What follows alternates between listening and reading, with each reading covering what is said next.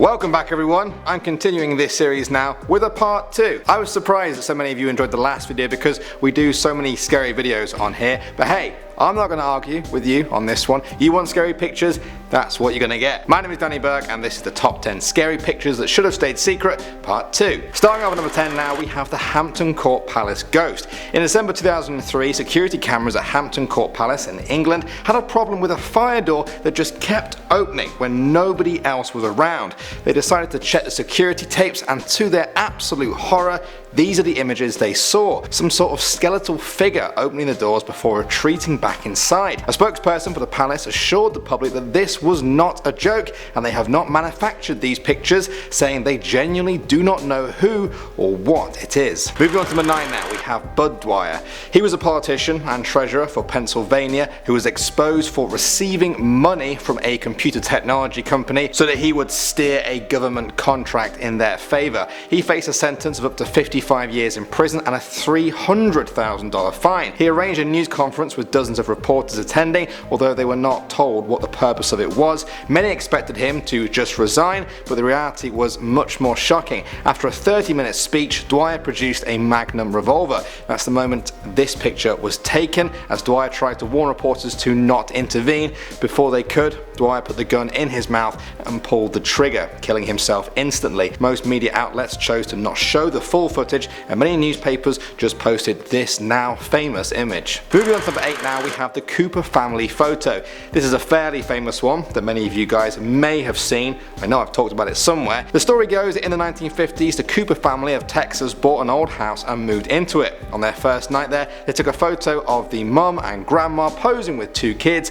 at the dining room table. When they developed the picture though, this is what they saw. Some sort of dark body was falling from the ceiling behind them. People have been trying to figure out what's going on with this picture ever since it first started circulating online in about 2009. Others have said that the picture is a complete fake due to the lack of information about it and also clues that it's been photoshopped. Still a scary one either way. Coming in at number 7 now, we have the schoolboy. This one was shared by Reddit user In the Lion's Mane. He said he comes from a small rural town near some mountains. One day an old school was being torn down. A family friend went there and he took this picture with his phone. He didn't see the boy standing there until later on. The whole family was freaked out beyond belief. Standing right there was what looked like the actual spirit of a little boy. His face was clearly defined, but his body began to fade around his torso until his legs just tapered away. What do you guys make of this one? Is this a former student rising up to say a last goodbye before his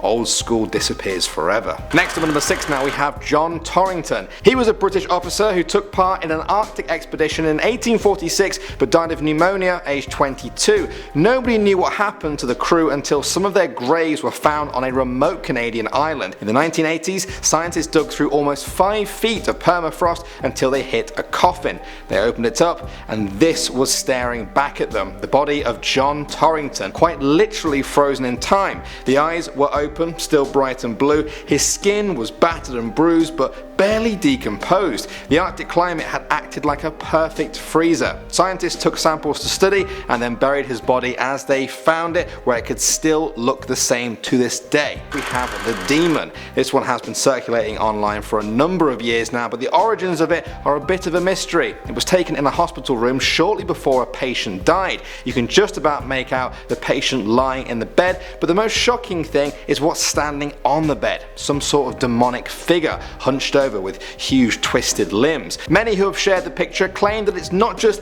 some sort of demonic-like figure. They say it's an actual picture of a demon caught tormenting a patient and trying to take them to hell in the last few hours of their life. Next up at number 4 now, we have the Amityville Ghost. This photo was allegedly taken inside the famous Amityville house in 1976. That house was the site of a brutal murder of a family, and many paranormal investigators have been drawn to it ever since. It features what appears to be a young boy peeking out of a doorway. The picture was taken by an automatic camera that took infrared pictures to capture the second floor landing during the night. This picture of the Amityville Ghost boy has left some speculating that it could be the ghost of the murdered child of the family, John DeFeo, who had lived in the house with his family prior to the current occupants. Others say this is an accidental picture taken of one of the investigators, but it certainly looks like a little boy to me. Moving on to number 3 now, we have the Grand Canyon. This picture was posted to Reddit by user Zombie Gaddafi. He said it was a photograph of his uncle at the Grand Canyon. At first glance, it looks like a normal picture, that is until you notice the hooded man standing in the bushes. Neither the photographer or the uncle noticed the man standing there. In fact, they swear there was nobody else even in the area, leading many to believe that the explanation for this appearance must belong to the paranormal. Coming at number 2 now, we have the Phoenix Lights. In 1997, thousands of people witnessed floating lights all over the city of Phoenix.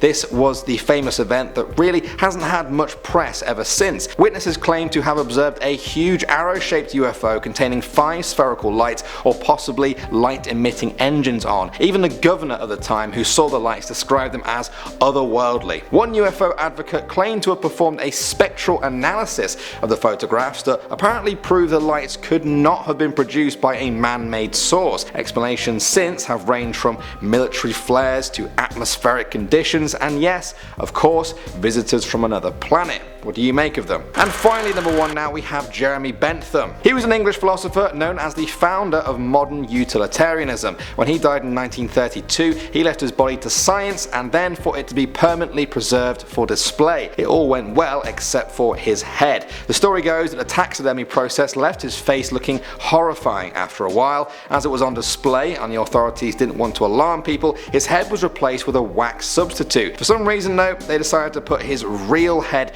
on the floor between his own legs. This is the sight that visitors saw on their arrival before people realised that it's probably best to just store the scary looking head someplace else. Alright, and finally I'm going to do a bonus one now because I actually had too many, if you can believe it. This one is called Combustion. This is a shocking image from December 1966. It's the remains of the body of 92-year-old Dr. J. Irving Bentley. He was discovered in his Pennsylvania home by someone who was coming to read the meter. This is the scene they found. All that was left was Dr. Bentley's leg and slippered foot. The rest of him had been burned to ashes from an unknown internal chemical reaction. In the years since, many have held this picture up as a prime example of spontaneous combustion, a mysterious event in which some people seem to explode and burn on the spot for seemingly no reason at all. Maybe you have the explanation for this one though, I'd love to know. Alright, I'm jumping in here at the end of the video to respond to some comments. This one is from Scary Messages from Hell that I did, where I looked at stories of people who had near-death experience and they claim that they saw hell.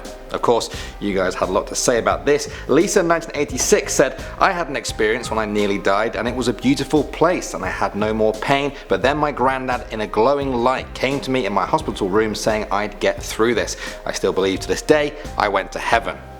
Wow. That's an intense one to start off with. Thanks so much for sharing this one, Lisa. So this is a bit of a different angle to the other stories that I talked about hell. I've heard a lot more about heaven though over the years. What do you guys think of this story? Do you think that these experiences really are a glimpse into the afterlife or just experiences that all happen in the brain in a matter of a few seconds? If you believe in the latter, perhaps you'll agree with John Parker. He commented saying, pretty amazing what the chemicals in our brain do when activated. Depending on your beliefs and moods when entering one of these states, you'll get different trips. You can totally recreate these with the right drugs. Unfortunately, with all these superstitious nonsense that's believed by humanity these days, this is what's to be expected.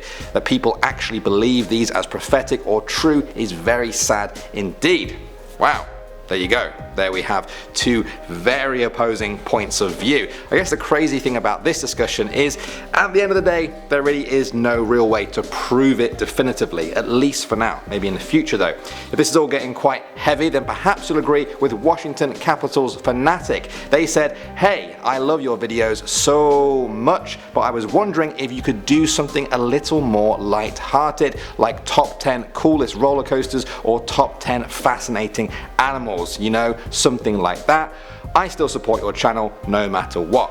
That's a really nice comment and I do appreciate it. I've noticed quite a few of you guys pointing out how a lot of what we do is very focused on scary or dark stuff. Now the reason we started doing that was as a response to how well the urban legends videos were doing when we first did them way back in the spring. But saying that, we do throw in other videos every single week just to test them out, just a little bit of experiment, and we look at the views and the likes and the comments, and if we see that the response is pretty good, then we'll try out a few more and we just go from there. So hopefully if we keep doing that, we're going to end up finding like a whole new genre of top 10 videos to focus on. So keep commenting and liking videos that you enjoy. That's how we know where to take the ship that is Most Amazing Top 10 next. Thanks for watching, guys. My name is Danny Burke and I will see you all in the next video.